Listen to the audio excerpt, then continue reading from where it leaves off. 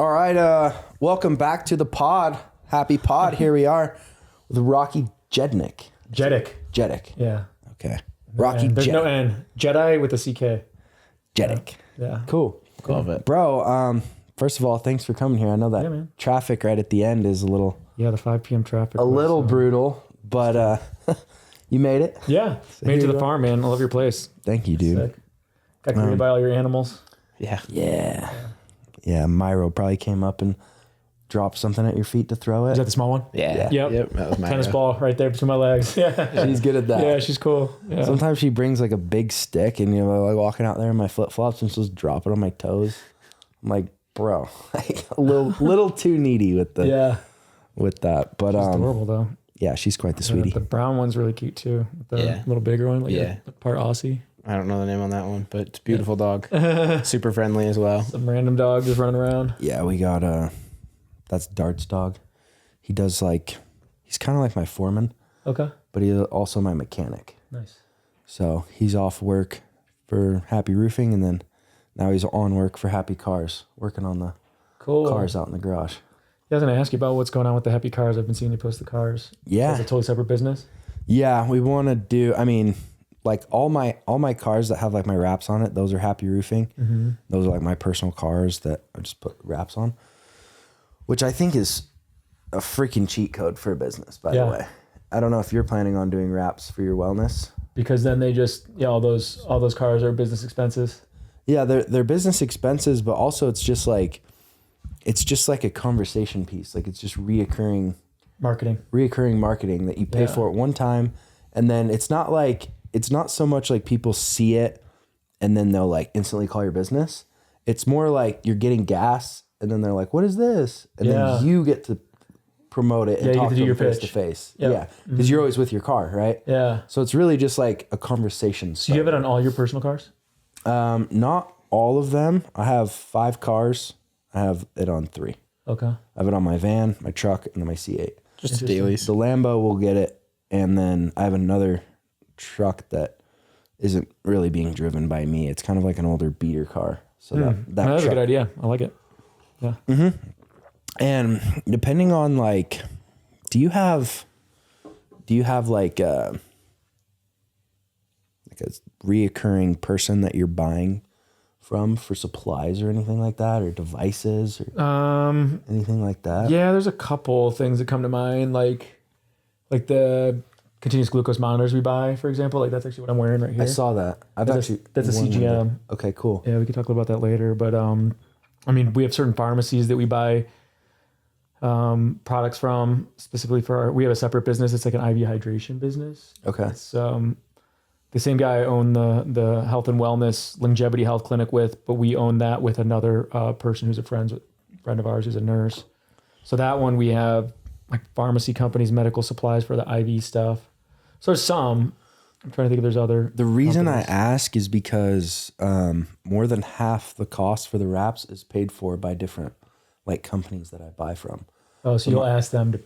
My supplier, they'll pitch in on wraps because they see that, hey, I'm investing in marketing, which is going to help grow my business, which is going to help me buy more from you. I see. So you can go to them and be like, hey, I'm doing this marketing campaign. We're going to do wraps. You know, this is the cost. Would you guys be interested in sponsoring? And then they just do like a little small logo. I have one company that does a little logo like this big and they pay $2,500. Then I have another company that doesn't want any logos, but they pay $1,500 per wrap. But I'm also guessing like your actual number monthly that you're purchasing supplies for is probably pretty high. Probably higher. Like considerably higher. Yeah, with the material you're buying for roofs and stuff because you're putting on there. But who knows? Maybe they'll just contribute something. But it's not a bad idea. Yeah. A great way to kind of help fund that. And I would definitely, if you're... win-win collaboration. Yeah. If you're going to do it, definitely do something like funky and unique, like really as artistic as possible. Because that I feel like is what starts the conversation. It's very flashy and in your face. It's not like, oh, just a logo on the side of the vehicle. Yeah. Anyone can do that. Yeah. Who'd you guys have design it? Envision out of Salt Lake. Is it a marketing company or a design It's like company? a wrap company. Okay. They're like wraps, pretty wrap specific. They do mods on cars as well, but they're pretty wrap specific. Cool. But dude, tell me a little bit more about your longevity business. Yeah, man, we just opened a little over a month ago, so we're brand new, but it's a longevity health clinic. So it's just me and Nick Kanan. He's another ER physician. I'm an ER physician. He is as well. I'm also I've done a lot in aviation medicine for the Air Force and then the FAA. That's kind of my background.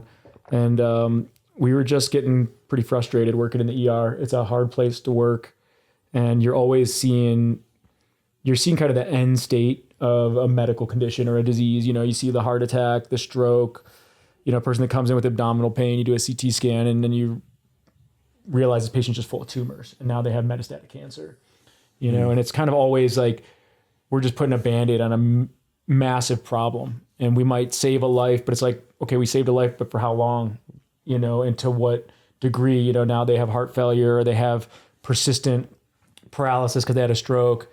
And so Nick and I started talking about a year ago, and we're like, hey, you know, this longevity space seems really cool.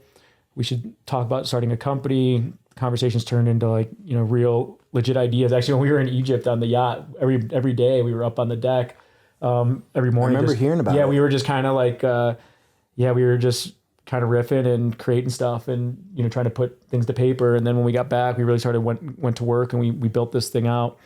But it's different in like the standard healthcare model, in that we call it like healthcare 3.0. Like healthcare 2.0 is like the ER and what we're doing right now, working with insurance companies, where everything is very much like it's reactive. You know, you have an acute problem, you get sick, you go see the doctor, you get fixed.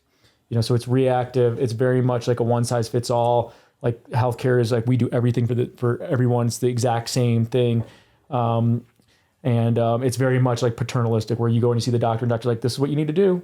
Mm-hmm. And it's not like team-based. So the opposite, this healthcare 3.0 that we're moving towards, is very much team-based, where, you know, we're partnering with our patients. We have coaches. We employ probably about almost 10 coaches, 3 different categories. So we have fitness and exercise coaches. We have diet, nutrition coaches, and mental health and wellness coaches.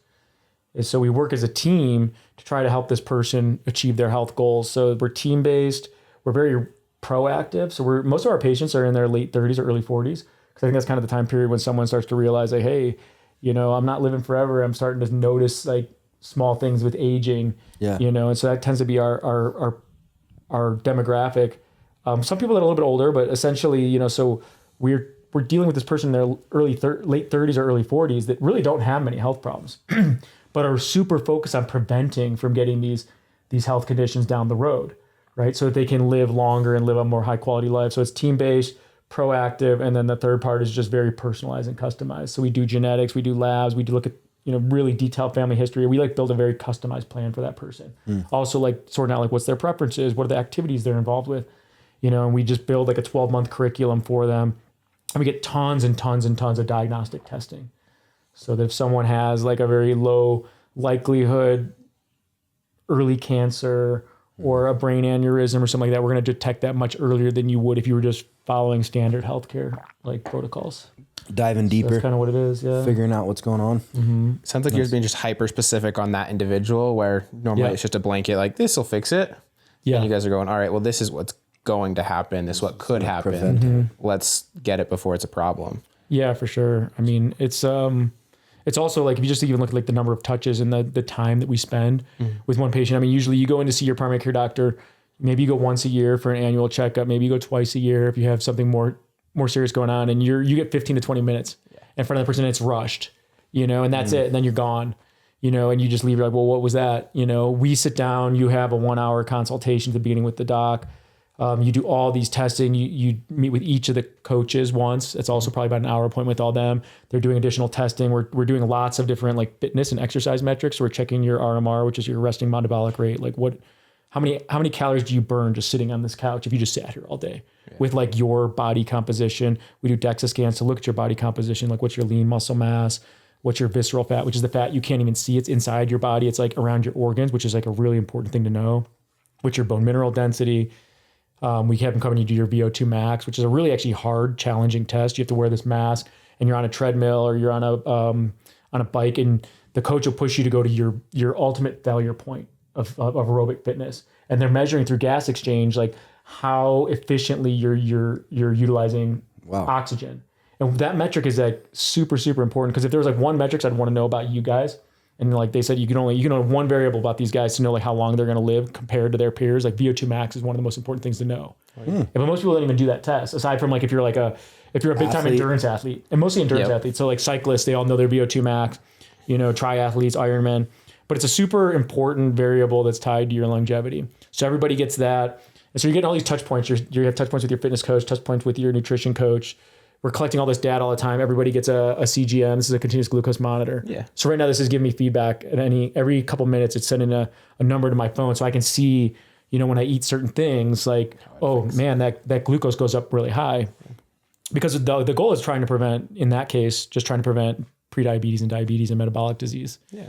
But yeah, so we have lots of touch points, like hours and hours that we spend with each patient over a month versus, kind of the standard model, like you were saying, where it's just like a really quick in and out. What's your facility like? What do you have there, and what is that? Yeah. Where's it at? It's right by 9th and 9th. The whale is? Yeah. The little roundabout with the whale. Mm-hmm. We're like 2 blocks from that. We're behind like Hip and Humble, right across the street from Tsunami, the sushi spot, which is great because like when the weather's nice, like today, I can go over there for lunch and sit there and I can do my admin and my charting, and I can get the building's Wi-Fi. Nice.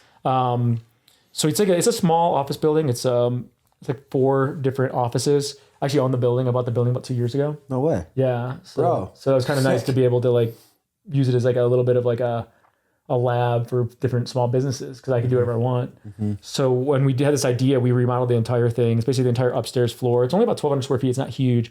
You go in and you go to the right, you have like a little reception room and then patient exam rooms.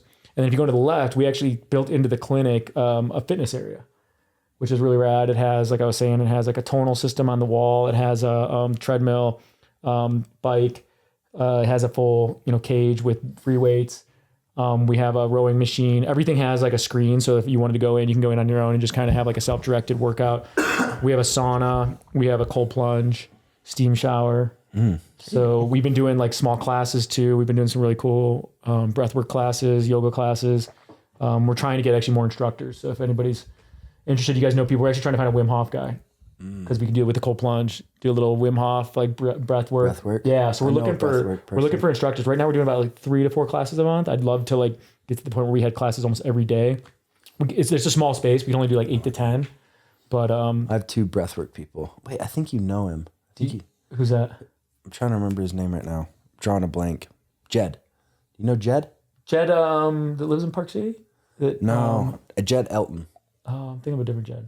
He's a really good breathwork guy. I'm thinking of like Taylor and he does like freelance stuff. So buddy. Probably be down to. Yeah, I mean, if anybody like has cool classes, we'd love to have them come in because we'd love to have that offered to our members just free. Like, hey, so we have kind of a subscription model. So a patient signs up and they buy an annual membership, and so it's like creating more and more kind of benefits or services for them is just value added. Yeah. So if we had like a class like every day and it's like, hey, as a member, you can come in, there's like a low cost drop-in rate for non-members just to kind of get people in the door too. And if people want to bring their friends, but there's one girl, Marissa, man, her breathwork classes are just like super powerful.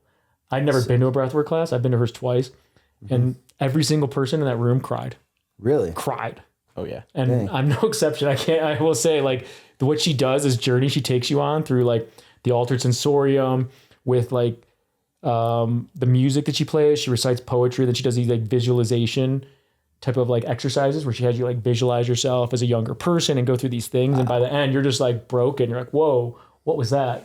And every person that's gone to one of her classes was just like, wow, she is so gifted. She's so talented at this. So she's doing breath work. She has 2 a month at your spot. Mm-hmm. I'll let you know next time she does it. I think April 17th she's doing one. Yeah, it's good. It's really good. Dude, I'm like almost for sure gonna just become a member because I need all these scans and I want to know all this stuff.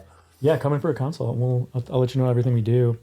I mean, and you can do like different levels, and there's like the full comprehensive package. We call it the Summit package, or you can even like different bundles. Like some people just want to come in and they're just like, hey, I just struggle with my weight and I just want my weight to be healthier. And given we're docs, we can't prescribe GLP-1s, which are really popular right now. It's not for everybody. What is that? Like Ozempic? Exactly.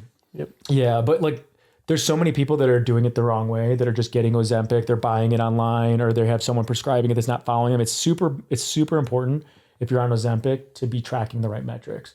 Because what you could do if you're on Ozempic and you're not tracking yourself appropriately and paying attention, you might actually be losing protein. and you might be losing muscle mass, which is the exact opposite of what you're doing. It's actually not making yourself healthier, right? So everybody that comes through our program and our plan for like that bundle, if we're gonna start anybody on a GLP-1, you're gonna start with a DEXA scan. It's like we need to see what's the baseline, what's your lean muscle mass, what's your total fat percentage, what's your visceral fat percentage, what's your bone mineral density too, because some people will actually lose bone mineral density, which is really like a tragedy if your bones are getting more brittle because of this you thing. want to do fat and you loss. also want to combine it with weight chaining. You want to combine it with increased protein intake. And so that's why when we have someone come in, you're not just getting the medicine, but we're getting all your labs, we're getting your DEXA scan, we're checking that regularly.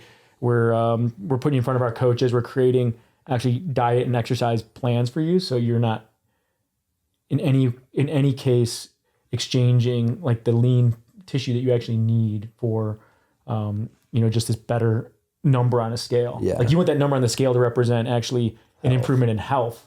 Yeah. Otherwise you don't, it's not worth it. It's a short-term gain. Yeah, it's a short-term gain, or you're just feeling happy about a number. Yeah. But it's like that number. It's like, what is the actual goal? You want to be healthier. You want to be more metabolically healthier. You want to be more fit. You want to be stronger. You want to live longer. Like those are the goals that we look at, not just a number. You want to have less fat on your organs, right? I'm sure. Yeah. Is there like a sweet spot, or do you just want as little as possible? As little as possible. Really? Yeah. Like if your visceral fat is 0, that's ideal. Really? Like you shouldn't have fat like inside your organs. But like one of the first hallmarks we see of metabolic disease before you get to prediabetes and diabetes, then even like as you're starting to get to the point what we call insulin resistance, where the insulin in your body is just not working as well. Because there's 2 different types of diabetes. There's type 1, type 2.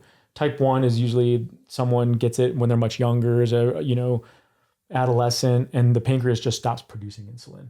And that person needs synthetic or other insulin from another animal injected into them, or they're going to die. And then they're on insulin the rest of their lives. Yeah. So that's kind of like the classic diabetes. But then there's type 1. Type 1, yeah. But there's type 2, which is more of like a lifestyle related disease. Even though there is familial predispositions, meaning like if your family members have it, you're more likely to get it.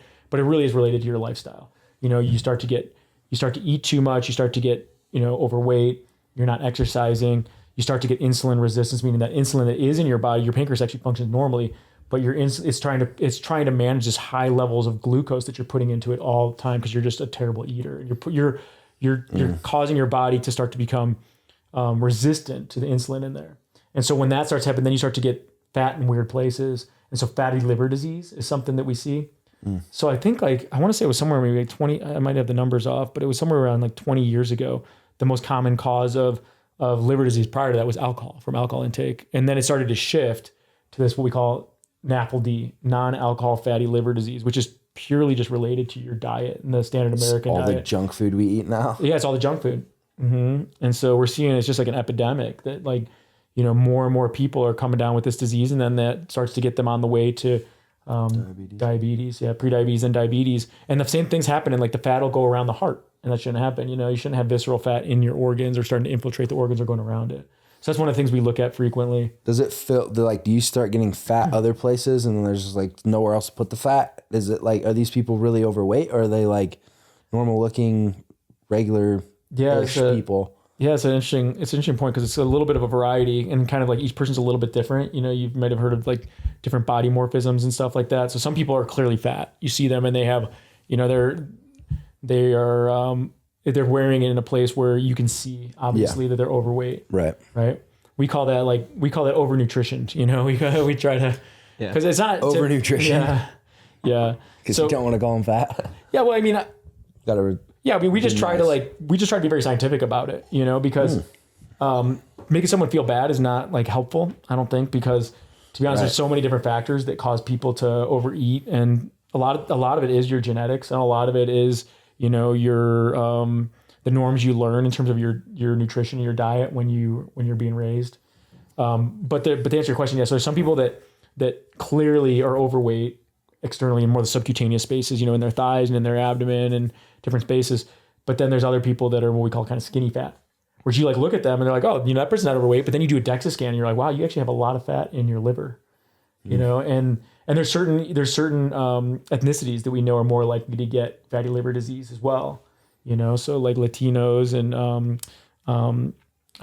Native Americans are are two categories where like that disease is just very rampant. You're much more likely to get that just because of your genes. Yeah, but it's a big problem. It's a big problem because then the liver stops functioning as well. And the liver is a super important organ in terms of like metabolizing all the toxins in our body and, you know, helping with like actually storing glucose and choosing when to start to like release glucose into the body, because glucose is stored both in the liver and in your muscles. Those are the two places. And that's why actually, if you have bigger muscles and you lift weights and you actually get bigger muscles and more efficient muscles, it's a store for glucose. So that's another added benefit of being strong and having bigger muscles is your glucose can actually more efficiently be stored in different places, not just floating around your body doing damage. Oh, wow. It's stored in your muscles. Yeah, stored in the muscles, muscles and liver. Interesting. Yeah. Okay, so what's the fix on that? You come across someone, they've got fatty liver. Is it just diet, medication? There's not the cure. Yeah. There's not as many levers as we wish we had to like pull and try to help people. And it really is kind of like what you mentioned, it's kind of the tried and true things. So yeah, there's diet. You know, if there's a person that's got really, really severe metabolic disease, or even let's say they have advanced cardiovascular disease as well. Like we do their labs and it's like, wow, your lipoproteins are really bad. Or we do like a calcium score and they're high, or even do like we do this one test called a coronary artery angiogram, where you actually squirt like a dye in to the arteries around the heart. And those are the arteries that if they get blocked, that's what causes a heart attack. So a heart attack is, you know, you have arteries that actually supply the muscle of the heart. And if they get blocked, heart tissue dies really bad. That's a heart attack. And so we do this test called the coronary artery angio. So you're squirting dye and you're timing it just so to see when the dye is around these. And if you start to see like little blockages already building up, like that's kind of like a little bit of a 4-alarm fire, especially if it's in a young person. It's like, wow, you're already having soft plaques. Like you're a ticking time bomb for a heart attack. So those are people that if they have bad metabolic disease is more of what I'm talking about, like diabetes, prediabetes, NAFLD, and then cardiovascular disease is more of like, you know, like blockages within your arteries. They are related though. You know, like the metabolic disease causes the cardiovascular disease. But so if we have a person that's like really, really severe, we're going to talk about like really kind of urgent and a little bit more extreme dietary changes. We may even recommend in that person some fasting or time intermittent fasting, things like that to like be part of their diet changes. So diet changes in terms of the quality and quantity of what they're eating. Exercise is huge. Exercise is so important. And it's just obvious and we all know that, but it's like, you know, where you get busy and it's hard to do intentional exercise. Even like I'm in this space and it's hard for me to like get time in every day. You just work out at work, huh? I can, which is nice. I mean, I was running upstairs. I was actually working at my flight medicine clinic, which is the downstairs space today. I had like 15 pilots I saw, and I was just running upstairs and like just doing some pull-ups and doing some curls and stuff, just like in between patients, just because I'm like, yeah, it's like the only time I'm going to have today. But so yeah, diet, exercise, those are like kind of lifestyle modifications. And then we have medications. So like GLP-1s, and there's other things we can do like pharmaceuticals, which, you know, prescribed by physicians, and there's supplements as well we can do. There's a lot of other things that like people will talk about. Like we would try these things, you know, like sauna's gotten a lot of attention about doing maybe some, and it's still a little unclear how sauna might help, but we do know that sauna is linked to all cause lower mortality, like than people that don't sauna. There's some really good like literature in that. And so there's like these other augmented like things we can recommend, but those things probably have a much more smaller effect than just like those tried and true things, you know, diet, exercise, supplements, medications. But I mean, it's really like what we offer too is the coaches will help like you do this thing. Yeah. I mean, sometimes people like know what they need to do, but you need that accountability. I'll say like for me, I do half Ironmans now and like train for triathlons and stuff. And that's relatively recent. And working out for me when I was in charge of my workout, so much harder. Yeah. But now I get the program from my coach. Yeah. So you have a coach. Yep. I have a coach. I pay him every month and he just sends me the routine for the week. And it's like, here you go. This is what you're going to do. Great. Ask if you got questions, call if you need anything. He actually does a call every Monday as well. And then you know you're going to make that call. You know you have to like report to him like, hey, I did my workouts. It's like it went well. He actually sees it immediately after I post it that I hit it. There's some nights I send it in. It's like 12:01. I'm like, I got it in.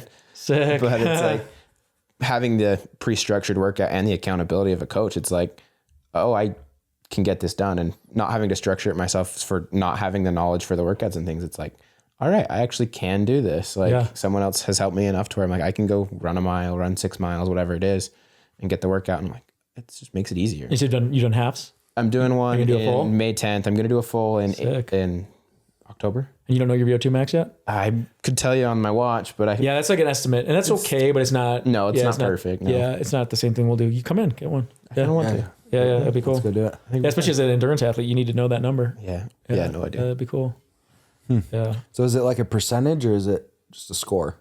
It's just a number. Okay. It's a weight based number. But like the way we like to look at it is we have these tables. We like to look at your number compared to your peers and say like, this is what we call quintile you're in. So if you took the entire population for your age and gender, and you said this is like the 0 to 20%, the 20 to 40%, the 40 to 60%, the 60 to 80%, the 80 to 100%. Gotcha. Like which quintile do you fit in? And depending on where you're at, we're like, okay, you're in a good place. Or it's like, hey, like this is kind of worrisome. Like, but if we know that if we bump you up, we bump that number up, you're much more likely to live longer and definitely live a happier life because we know that number is going to decrease with time. Same thing with bone mineral density, same thing with lean muscle mass. Like once you get into your late 40s and 50s, there's a known inevitable decline in all these numbers. And so if you're not looking at that and tracking those numbers, you're just going to go like down that slope. That's why when you get to your 60s, 70s, 80s, you're no longer able to go up a flight of stairs. You're not able to, lift enough weight, like in a squatting position to even lift like your grandchild or great grandchild. It's like, let's look at that number and try to, through strength training and exercise training. We also do we have a whole balance and stability program because a lot of elderly people die from falls. Yeah. Just tip over fall. Like when I'm in the ER, every single ER shift I'm in, I see an elderly person that had like a fall, passed out, fell, broke a hip, broke a shoulder. Every shift. Almost every shift. Every shift. Like lightheaded, dizzy person fall down.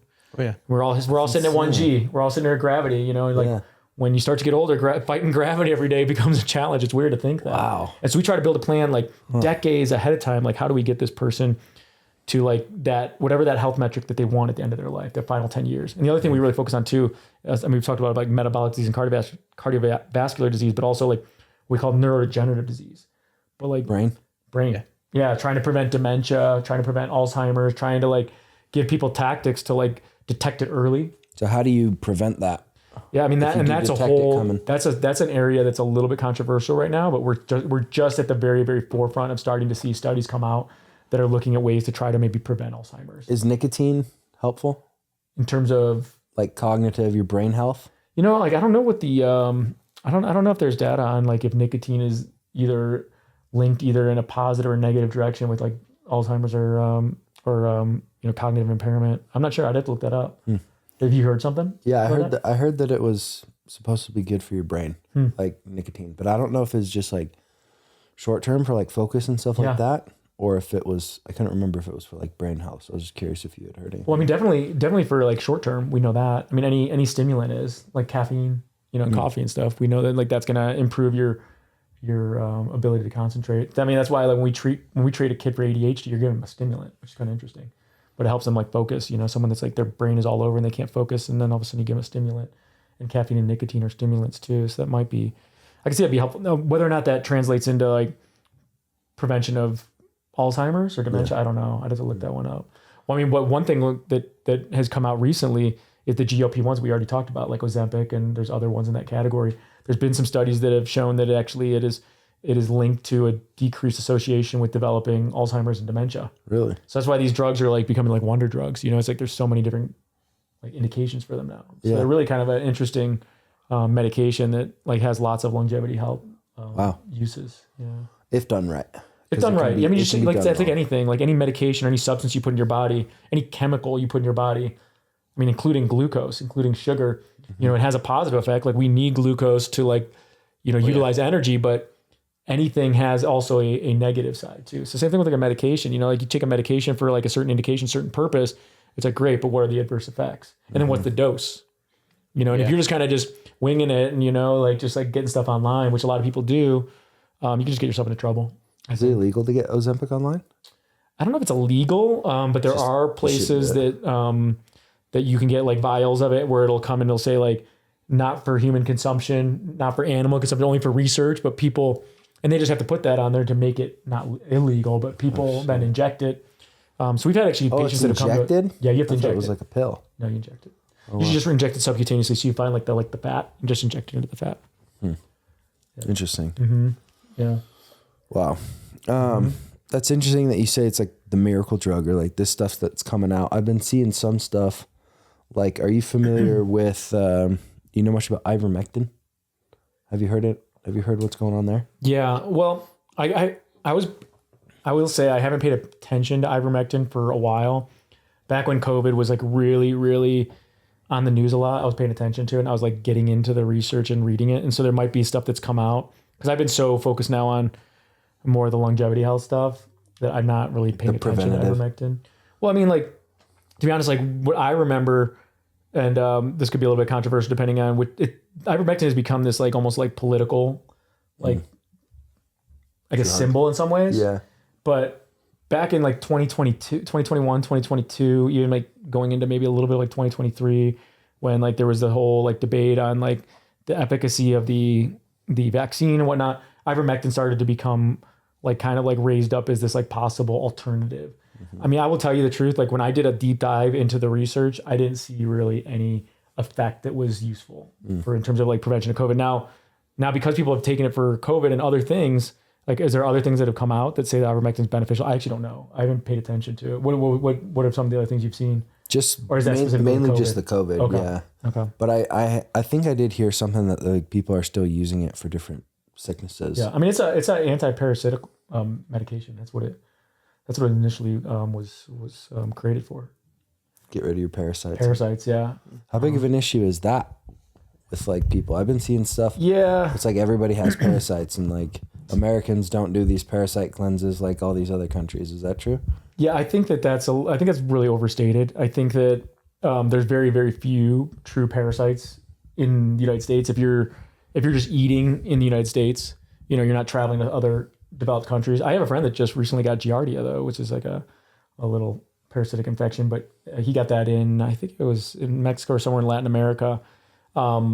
But if you're in the United States, it's pretty rare. I think there's a lot of companies though that are selling these parasitic cleanses because it's an easy thing to make money on. You can kind of convince someone through these like test strips that they have a parasite. Now, if you actually did the true test to like find out if someone has a parasite is what we call a stool study. Yeah. Where they actually take the stool, you got to poop in like a bucket, and then they go and they look at it under a microscope and they're looking for either parasites or ova, which are eggs. And, and then if they find it, they can then do further testing to find out what you have. But that's such a rare event, really? But a lot of the times these companies are selling these like, parasitic cleanses. That's what it is. And I think you just need to be careful because I think a lot of that is just a company that's, looking for a reason to make money. Mix. Well, because a lot of people have abdominal complaints, right? A lot of people have like GI upset or, alternating diarrhea or nausea or abdominal pain because the gut is so linked to so many other things. Some people call like the gut is like the second mind. I mean, people that are anxious, people that are depressed, people that are just like struggling with their overall well-being will oftentimes manifest that in GI symptoms.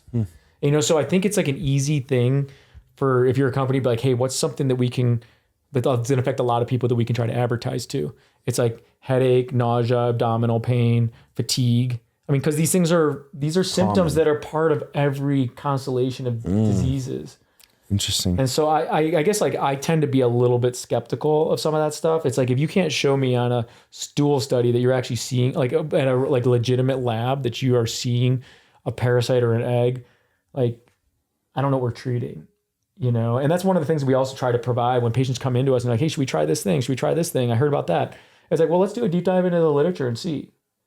Like I'm very open-minded. I'm going to be like, hey, I'm going to explore that. Like, I don't know everything. And I'm surprised every day. And there's things that we did in medicine 10 years ago that we know, that didn't work or were wrong. And this is an evolution, right? I mean, that's just human knowledge. It's always an evolution.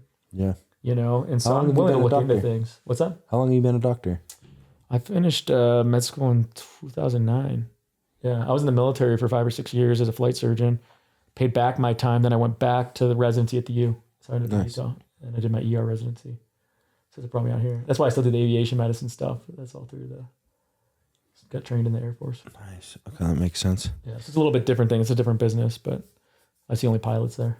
So what's the time split between longevity, ER, and the airman stuff? Yeah, that's a good question. It's been changing. I mean, I used to do ER probably half the time. Now I'd say I do 3 to 5 shifts at ER a month. So what's that? That's probably 10% of my time maybe doing ER. And then the other time that I'm spending actually working is probably almost half and half. Flight medicine for the FAA stuff. Because that business has been around for a while and I'm super busy. I mean, I have 15 appointments today. Wow. You know? And I kind of focus on, in that capacity, I focus on pilots that have either mental health conditions, or they're like antidepressants, or have substance use issues.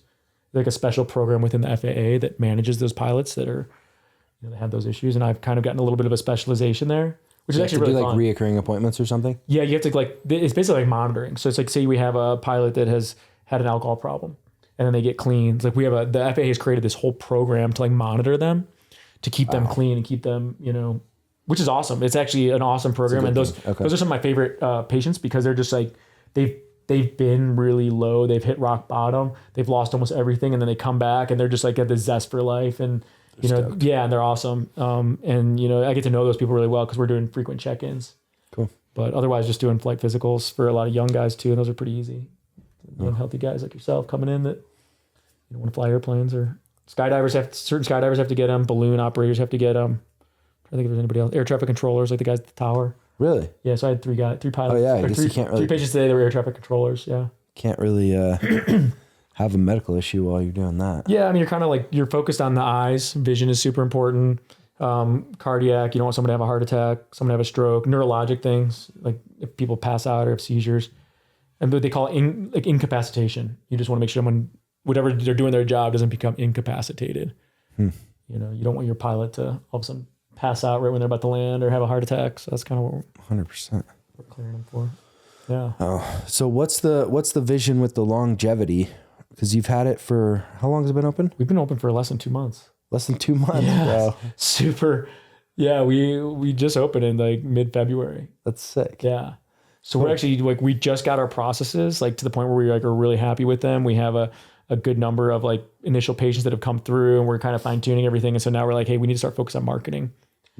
Yeah. Because we wanted to make sure that we didn't get too busy too quick. Yeah. And like not be able to deliver on like a good product. And so we've been fine tuning like all the different things, like even just sorting out like which CGM should we use, you know, like which genetic test should we use, which like type of labs should we do, you know, like all that we've been just kind of playing with, you know. And so like we give all of our patients get an Oura ring for it's like sleep tracking and fitness tracking, you know. So that's nice. Yeah, we do a lot of cool wearables and stuff, but yeah, I mean, in terms of like the long-term plan, we want to deliver a really high quality product here. And if it goes really well, like maybe we franchise, maybe we incorporate into like a larger company. I'm not sure. Like, you know, we're just kind of having fun with it right now. That's awesome, man. But it's great. I mean, I just feel like we're really affecting people's lives in a really positive way. Yeah. You know? Sounds like you got a freaking badass. Yeah. It's called Peak Health Span, by the way. I don't think we mentioned that. Peak Health Span. Yeah. In Salt Lake City. Yeah, there we go. Yeah. Yes, sir. Is it it's in Salt Lake City. Yeah, you said it's 9th and 9th. Yeah, right by 9th and 9th. Sweet. Dude, that's freaking... Central. Yeah, come get some sushi at Tsunamis and come to Peak Health Span. I will. Bring your sushi over. Yeah, I absolutely will. There you go. Yeah. Who does like the sales? So like if you have a customer that's like maybe wants to come in, check it out, who's like closing them and like signing the agreement? Right now, it is just me and Nick, the co-owners and the docs. We're already interviewing some APPs, which is like an advanced provider, like PAs and nurse practitioners, because we want to start having them come in as well. But we're trying to find the right people. But right now, like, yeah, we are the most informed on it. I have like about a 1 hour presentation that I give, you know, to kind of go through a lot of the topics we already discussed, but it's a little bit more detailed, like different graphs and visuals and stuff. But yeah, they'll book like an initial consult. They come in and we just explain everything about longevity and how it's different than like the standard model. And then we present some of the stuff we do and like, you know, price points and bundles and stuff like that. Nice. What is kind of your price points? Yeah. So it really depends on like what you want done. I mean, like a weight loss product or we call it athlete optimization bundle, or we have hormone optimization bundles as well. Those are going to be somewhere like $300 to $500 a month, which, you know, include your labs, your diagnostics, your coaching appointments, and probably not your pharmaceuticals, because it's just hard for us to really regulate that. It also depends on your insurance and how we're going to get those. So you can get like a bundle package like that. You can even buy just things a la carte. You can get like just a DEXA scan for $75 if all you want to know is your body comp. So if you want to just come and just do your VO2 max, you can buy those things a la carte. What's VO2 max cost? VO2 max is $150. Nice. There's another really cool thing we do too called lactate threshold testing. Yeah. Have you heard of that? Yeah. What is it? So do you know what it does? Not well enough. It's the best way to say it. I couldn't explain it well. Yeah. So like if you want to know, if you ever heard of like zone training, like there's just like different levels of zones of training. It's all kind of based on like intensity. Is that what you mean by exactly. zones? Okay. And so like you might hear people talk about like zone 2 training. Yeah. Like zone 2 training is like when you're doing some type of training.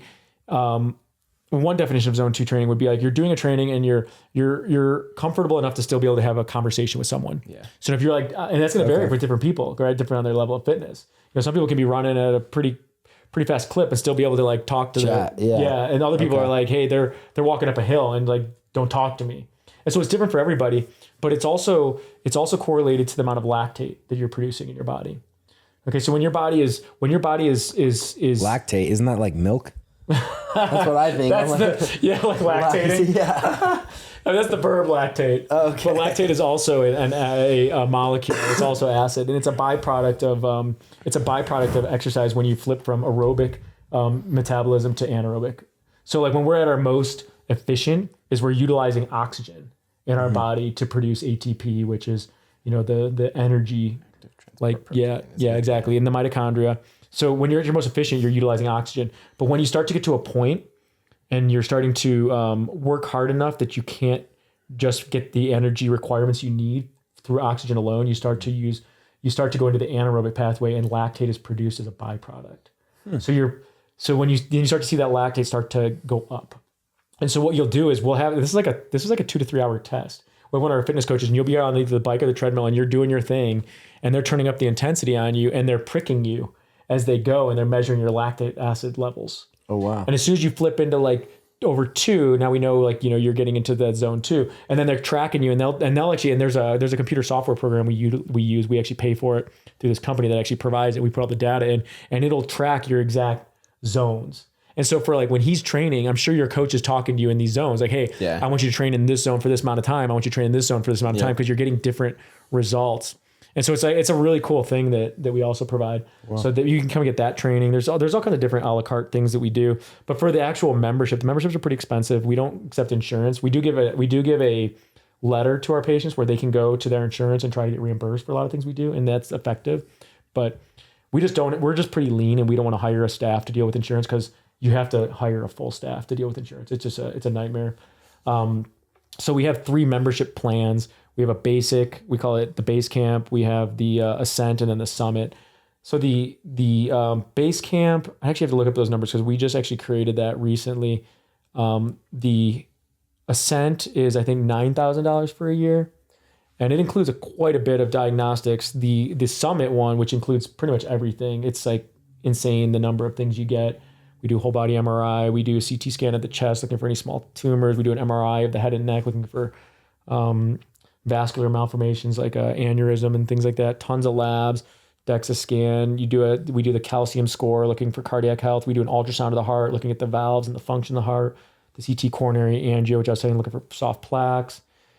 Everybody gets a gut microbiome, oral microbiome. They get a neurocog screen where you're looking for any like early cognitive impairment, or at least getting like a baseline. That's like a half a day spent doing these really in-depth personality, logic, pattern recognition, all kinds of different like higher level cognition testing. You get a gait analysis. What's that? Walking. Running. Yeah. So we use a third party called the Gait Lab for that, where someone gets on the research grade treadmill and they run, and it overlays like the skeletal system on you. Looking for any asymmetries in your. That should actually be really cool for you to look at too as an athlete. I'm probably missing quite a few, lots of wearables. So you get the CGM, you get the Oura Ring. It's a lot. It takes us almost like 3 to 4 weeks to collect all the data. And what's the summit cost? Oh, that one's $16,000. Yeah, so a little over $1,000 a month. Yeah. And then not just the diagnostics are included. You have the diagnostics, but then you have all the touch points with the coaches every month. So every month you're going to see each of the 3 coaches. Again, that's fitness, diet, mental health, and that's another thing we haven't talked about yet. But mental health is something we really, really focus on a lot. Because we can get someone super, super healthy. We get you living a couple of years longer. Get you living a much healthier life. But if you can't answer that why question appropriately, and you're not happy to be alive, and we know there's a lot of people walking on the streets that are hopeless and that are super depressed. And if we're not focused on that as well, then it's like, what are we really doing? So we have mental health wellness coaches, and then we have the doc. And so you're having touch points with all those 4 people. And every month there's a different kind of, we have a 12-month curriculum where there's a different focus. So one month might be cardiovascular health. One month might be sleep optimization. One month might be even just like we have one that's like accident prevention and you know, because young people die of accidents, like let's talk about that, you know, like 1 month might be hormone and sexual optimization, things like that. So we have a full 12-month curriculum where you're having all these touch points, and there'll be some additional testing that you do throughout the time. Yeah. So that's all included in that membership. Wow. Yeah. Dude. That's fun. You're getting me hyped up. Yeah, why don't you come in? I want to live longer. Yeah. That's our motto is living better longer. We fought for a long time. Should it be living longer better or living better longer? It's like alliteration, the L's, but also like we want people to live better then longer. Well, I don't know. Yeah. We went back and forth forever for like the logo and the website, but I think we ended up sticking with living better longer. I like it. Yeah. Put a lot of thought into it, huh? Yeah. Yeah. Like, you know, I'm sure you put a ton of time into like Happi Roofing. Yeah, we have over the years for sure. What was it that made you spell it that way? It's funny. The I instead of the Y. I actually had a partner when I very first started the company, and he was the license holder. This was before I had my contractor's license. You know Clark Robinson? I don't think so. Shout out Clark Robinson. love this guy. Was that your partner? Yeah, he was my partner. Okay. And so he came in and had the license when we very first started, and I was just like, what should we name it? And he said Happi Roofing and spelled it with an I. And he just like, for some reason, spelled it with an I? That's like what he liked. Yeah. He liked unexplainable? But he's no longer part of it. No. Oh. No, after a certain point when I got my own license, he went off and started a different company, and he was more so wanting to be a little bit safer than we were. I was like, let's go all out, take all the risks, go hard, go ham. And so there was just like a vibrational difference as far as like what I saw with the company, what I felt comfortable operating at, and what he felt comfortable operating at. I see. So he just went and basically started his own company and gave me back my equity very graciously and was just like, here you go. It's back. It's yours. That's cool. Just walked away. So what year did you start? And then what year did that happen? 2020. You started in 2020? Mm-hmm. Oh, wow. Started in the middle of COVID. Wow. Yep. It was actually the best time to start because we did door to door. We still do door to door. That's where we get most of our clients. Well, also everything's going to go up. I mean, because nobody's buying roofs that time. So you're starting literally at zero and you're creating your cost structure and all of your processes to like almost have zero revenue. And then all of a sudden the revenue starts to come in. And yeah, you're right. Yeah. And everybody was home. So like door knocking was just every day Saturday, you know? That's a good The point. big days are Saturdays now. And it's like, so it was really nice having that for like the first year or so. Starting the company is just being able to talk to everybody at home. And you were the one that was doing it at first? I was doing all the sales. Yeah. I mean, so that's kind of like where we are now.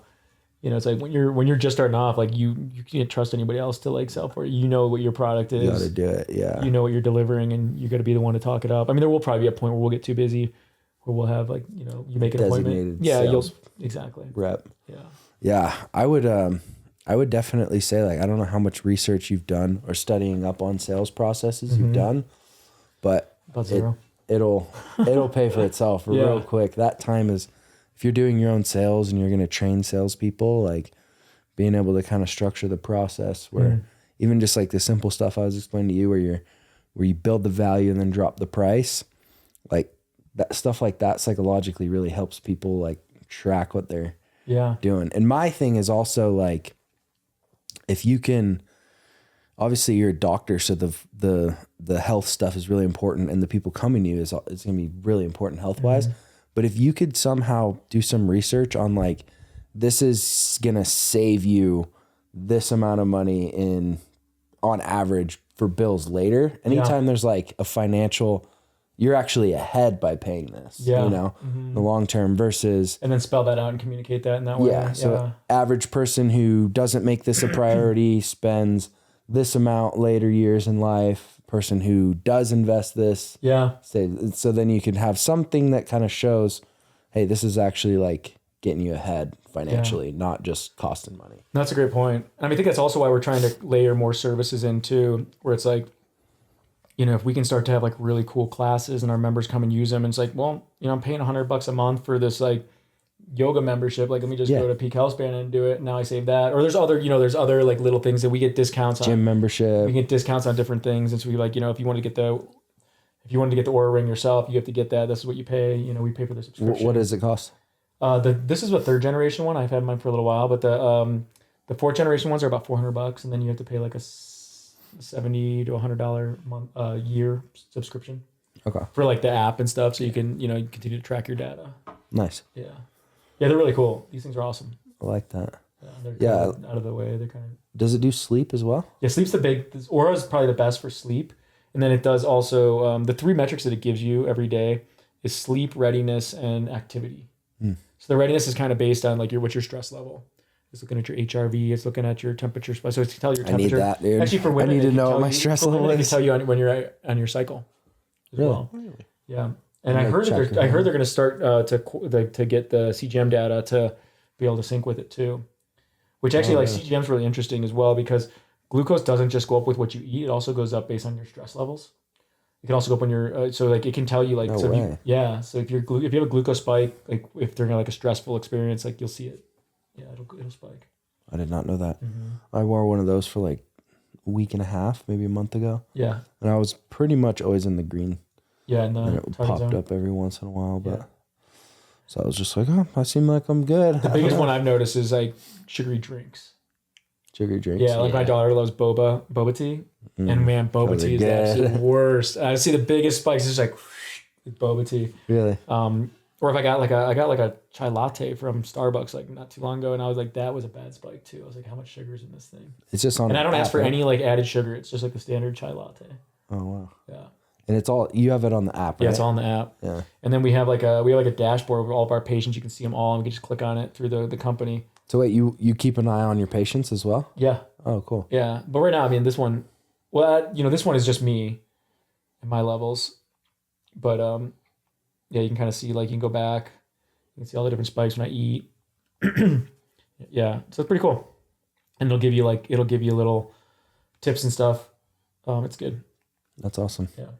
Yeah, I need to get one back on now that I know it like can keep track of your stress as well. Like, well, it's just one. It's one of the correlates, right? Like, so like there's lots of things that you can measure to determine stress. Heart rate's one, heart rate variability, but glucose levels is also correlates to your stress. Does that do heart rate? Yeah, it does heart rate variability too. It does your oxygen levels too. So for people that have sleep apnea, like that, they go to bed and the tissue in the back of their throat collapses, and then they wake up gasping for air, and then they fall back asleep. And they do that all night. It's called sleep apnea. They don't know they have it. It's usually like big snorers. It's more common in like overweight people, but sometimes not always. And as a result, they never get good sleep. They don't know it. They live like that for years. And they don't know that they're actually not sleeping at all at night, because whenever they start to get into a deeper stage of sleep, it collapses, they wake up. They don't know they wake up, and they go into the cycle. So those like sleep apnea is linked to tons of health conditions. Higher levels of cancer, higher levels of metabolic disease, higher levels of depression, hypertension, all these things. But so like that can, by checking your oxygen levels, it can be like, hey, you have sleep apnea because your oxygen levels are dropping. Interesting. Yeah. Well, I know that sleep's crazy important, and like super important. I saw something where it was like during daylight savings, it increases mortality. There are some interesting statistics on that. I wish I had done some research and I would brought those, but yeah, that definitely. When you lose the hour of sleep, there's and you look all across the board in terms of like any, death. Yeah, all cause mortality, but also even like linked to like heart attacks and strokes, all these other like end stage conditions. They're at higher than baseline on that day. Mm-hmm. Yeah, and that's actually that's another reason with mental health too, because that's one of the biggest reasons that people start to struggle with sleep. I mean, we've probably all been there. You're going through something that's like a really tough spot in your life, and what's the first thing that happens is you don't sleep. Yeah. Because you're not sleeping, your mental health gets worse, and it's like that's a bad cycle too. Yeah. You get caught in that pretty bad. I've definitely been there. Yeah. With stress, for sure. Yeah. Running a business ain't easy. No. No, dude. Yeah. It gets gnarly sometimes. Yeah. But yeah, dude, we'll have to go check out your spot. I'm really excited. I'm happy for you, man. This is I'd love for I that. can tell you're excited about this. Yeah, it's good. It's been really fun. Or come get your pilot's license too. You gotta get your medical. I know. I gotta finish that. You don't have it. It's my freaking. We'll talk about it after the pod, but yeah, I gotta get a freaking lawyer and like. Oh really? Deal with some. We'll talk about that offline. Yeah. We'll talk about that offline. Yeah. I think this is the year I want to get my PPL, my private pilot's license. You should, bro. I've been like, Yeah, I've been in aviation for such a long time. Flying. I'm surprised you don't have it. I know, man. I've just been, all the flying I did was with the Air Force. You know, I was a flight surgeon, so it's a little bit different than I was on that. You do kind of like in Top Gun, you know, they got the guy in the back seat. Yeah. So he had, you know, like Goose in the original one. He's actually not a pilot. He's a WISO, a weapons system operator. Okay. The flight surgeon flies in the back seat too. So I mean, I've probably flown like 200, maybe more times in the F-16. No way. Times in the F-15, other things. Yeah, but always in the back seat. So they don't count as flight hours because you weren't. Yeah, so I got flight hours. Still log the flight hours. I have it's actually on my flight record. I have flight records. That's awesome. Yeah, I've flown on a variety of aircraft. Yeah, because you're flying in front of controls. Yeah. Yeah, and like the flight surgeon can fly. You just can't fly during critical phases of flight. So there was a flight that I flew from. We were at this like temporary deployment kind of exercise in Spain, and we're flying back to Italy because I was stationed in Italy for like 4 years, and my pilot's a good buddy, and he was like, "Oh man, I've had a little bit of a rough night last night." He's like, and my call sign was Apollo. He's like, "Apollo, can you take the controls after we take off and just fly fighter wing all the way back to Italy?" I'm like, "Yeah, that'd be awesome." So he gave me the jet. Like, you have the aircraft, I have the aircraft. You have the aircraft, cool. And I flew the entire flight back from Spain to Italy. And then like right when we got back in the pattern, I was like, all right, you have control of the flight. You have the airplane. He's like, I have the airplane. Are they pretty easy to fly? I mean, they're incredibly responsive, right? But also like super particular with like, you know, because they're so powerful, you know, just like very, very smallest touches on the thrust. Because if I'm trying to fly in formation with like, you know, the other guys, you can easily get yourself like, you know, like on a different vector, or, you know, you're like, you know, you put a little bit too much thrust in, or you turn it off too much, and all of a sudden you're like way outside of the pattern. Yeah, or the formation rather. But, dude, that's sick. I always wondered because I've been to your office and I've seen all the jets. Yeah, so it's all memorabilia from my active duty days. Yeah. Dang, dude, you're so lucky. I want to fly in a fighter jet. So it was insane, dude. 9 Gs. Painful. I think it's the most exhausting thing I've ever done. We do some way like we call it a trip turn. So we go up, we fly. Usually flies a 4-ship. Sometimes you have 2 different 4-ships and you do different training exercises up there. You know, you're imitating air to air, air to ground, or whatever the mission's going to be. But you go up there, you do your thing, train for about an hour, hour and a half, come back, land, refuel, do it again, come back, land, refuel, and that's called a trip turn. You do it 3 times, and wow, after one of those days, I was just beat. Especially if it was what we call BFM, which is basic fighter maneuvers. That's when they do like the air to air. They start off in a position where they're like ready to like be able to gun the other person, and one person's offense, one person's defense, and that's where you start to like really crank it and pull the G's to try to get in or stay out of harm's way. And man, the G's are just exhausting. I mean, think about it, like every cell in your body is being exposed to this unusual force that we did not, you know, we were not designed, we were not involved to like ever like. You know, we live at 1G. Right now we're sitting at 1G, you know, 1G, but 9 Gs, that's 9 times that. You know, so for a person that's 200 pounds, 9 Gs, they actually truly weigh 1,800 pounds. If they got on a scale and you have 9 Gs, you're 9 times your weight. And so like you get to a point where like you're trying to lift your arms up and you just can't, you know, and you're also fighting. You're fighting to like keep the blood in your brain through. You wear these, like in my office, I have my G suit there. I still have it there. You're wearing this, suit that goes over your legs and over your abdomen, and it inflates with air. As the G's go up, the computer pushes more and more air into it. And so what that does is that squeezes these muscles so that blood can't go down there. So blood stays up in the chest and in your brain. So you stay conscious. You also have to do this maneuver where you squeeze the muscles, and you do this breathing technique as well, because there's so much pressure on your heart and lungs. It's hard for your heart to even beat. And so you have to do this like very quick cadence of breathing so that like you very briefly release the pressure in your chest so your heart can beat real quick. Oh, wow. It's insane, yeah. And you're doing that throughout the entire time. One of the things that we actually did as the flight surgeon is we would have to go to the tapes, and we'd have to listen to the tapes, and we'd have to audit all the pilots to make sure that we call the AGSM, the anti-G strain maneuver, that it was adequate, that they were doing it well. Let's hear one. You want to hear AGSM? Yeah. Let's hear how it works. Oh, man. All right, so there's 2 parts of it. You want to see the AGSM? Yeah. All right, so there's 2 parts. One is the muscle contraction. So you're squeezing your toes. Bring that mic a little bit closer so we can hear this. Yeah. So the first part is the muscle contraction and the squeeze. I always thought about it like from toes up to the belly. So I curl my toes, I squeeze my calves, then I'd squeeze my quads. The butt is really important because it's a huge muscle, and that's where the blood wants to pool. So squeezing the glutes, and then your abdomen. So you squeeze all that. That's all being squeezed, and also the G suit is helping you with that. So you're doing that, and then you simultaneously take the deep breath in right before the G's come on. So the guys, he's like, G's-on, you're looking at the there's like a little G gauge. And so right before it goes down, you take the deep breath in, you go, fill up the lungs. Lungs are totally full. And then you sit there, mouth's just slightly open. And then it's like a 3 count. So it's,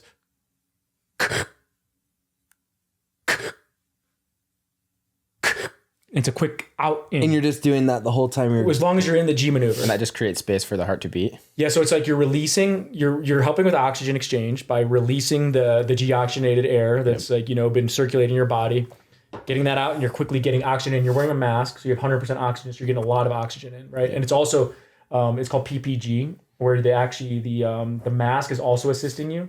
The mask has increased pressure that increases with the G's, so it's helping to force that air down into your lungs. And so it's like, because your lungs are like, if you actually ever look at lungs at on a freshly dead body, which is kind of a weird thing to say, but like in an autopsy or something, the lungs are just like paper thin with all these like little tiny like Rice Krispies, right? And those things are like, they need like a lot of, they're gonna, when the pressure's high, those things are just gonna cinch down. Yep. And now they're no longer usable. So you need to overcome that. So you're doing a couple things. You're getting the oxygenated air in, you're getting the deoxygenated air out, and then you're also doing a really quick, brief pressure change so that all that pressure that's like on your heart as it's trying to beat against, it has a second to kind of just beat and pump blood. So it's all those different things happening at one time, and all the entire point is you're trying to stay conscious. And when I was at Aviano, which is the base in Italy, we had one guy who had a G-lock, where he was flying and he actually went unconscious. And then just held the maneuver? It was a really interesting one to look back at because ultimately he went unconscious. The jet started, and the jet did not have this new technology called auto GCAS, which is a ground collision avoidance system, which came out like a couple years later, but it wasn't in the F-16 yet. So he had no safety. Like literally if he was unconscious and that thing like flew into the ground, he was a dead man. Nothing was going to happen. So he did survive. Him. Now they have a technique. Now they have this like system that's in there where the aircraft will actually recognize that and eject the person or write it. But he was in a position where that technology did not exist. He G-locked and was flying an unstable jet. And then they noticed that before he was able to make any like logical communication, he was starting to fly the aircraft. So he had this whole crazy story. He had this whole dream that involved his wife and like trying to wake up and watching TV. It was kind of this crazy thing that he experienced while he was unconscious. But at some point he started to like, just through the visual cues in his training, they always say like, what's that quote where they say you don't rise up to a challenge, you descend back, you lower to your level of training or something like that. I can't remember that. But it was kind of like one of those things where he starts to like actually fly the aircraft before he's, oriented or able to communicate or anything. And he kind of saved himself. And he didn't crash the jet. It was like a big deal though. But I mean, the Air Force probably, before the auto GCAS was losing 1 to 2 guys a year in a G-lock. Damn. Yeah. Just pass out. Go unconscious and you're a single seat aircraft, like you're done. Dang, dude. That thing's just. That's crazy. Yeah. I'm glad we have the new ejection technology. Yeah, and then the ejection technology is cool too. But that's wild, bro. Yeah, so some good war stories there for you. But yeah, so you got the demonstration of the AGSM, anti-G string. Yeah, thanks for showing us that, man. I've seen it online, but I've never seen it. I'll have to show you a picture sometime of me at 9Gs in the centrifuge. Is your face just... My face is just melting off, yeah. Is that the thing where they spin you around? Yeah. Super uncomfortable. I bet. And then when they stop it, everybody just tries to grab the ceiling or something like that because you get this like sense of tumbling that's like, that you're like rolling down a hill and so uncomfortable. Yeah. It's like crazy dizzy. Crazy dizzy. Yeah. Dizzy to the absolute. Everybody always, you just see as soon as it ends, they just like try to grab on something. They're just like trying to hold on. They're like leaning over and like. Yeah, it's wild. It's dude. wild. Yeah. Dang, I did not know that you spent that much time in jets, dude. Yeah, back in the day. It's really cool. Yeah, for about almost 5 years. Yeah. Quite the guy, man. Lots of fun jobs with those guys, man. The fighter pilots are an interesting career. Yeah. It's a cool culture to be part of for a little bit. That's awesome, dude. Yeah. Well, I definitely feel like I learned more on this pod than probably any others. I'd say that's true. It's a little health and wellness talk for you, yeah. Yeah, man. Yeah. Dude, again, thank you for coming all the way out here and doing this, dude. Yeah, it was fun, man. Really honored to have you here and show you my spot. Yeah, I didn't really have too many guests here until started the pod, and then now I've been having more people come over, and it's always nice to have people come through and check out the spot. So everyone I know that have started a podcast to say the same thing. They're like, it's cool. Like, you know, just interact with people. You just get to have fun. And, dude, have people come over. And it's been one of the best things that I've started. So cool. Well, cool. I think that we'll wrap up that pod and call it a podcast, man. Before we end it, where should we send everybody if they do want to get with you? Yeah, I mean, we have the website Peak Healthspan. We do have an Instagram. We started. So we have Peak Healthspan. We also have Peak Hydration Spa. That's the one that's we didn't talk about as much, but that one does like IV fluids, supplements, peptides, vitamins. So it's a little bit different. Same building. Cool. But I think probably the website. I can maybe give you guys like the links or something. Yeah, I put them up under the video. Yeah, we'll throw a link underneath the video if you guys are in Utah or passing through and want to get some scans done or become a full-time. We got to get you a VO2 Max ASAP. I think we should. Yeah, that's a great idea. Let's bring you in and do that. Yeah, let's do it. Yeah, that'd be cool. Yeah. Radical. Well, all right. Thank you guys so much for watching, and we'll catch you on the next one. Thank you. Peace.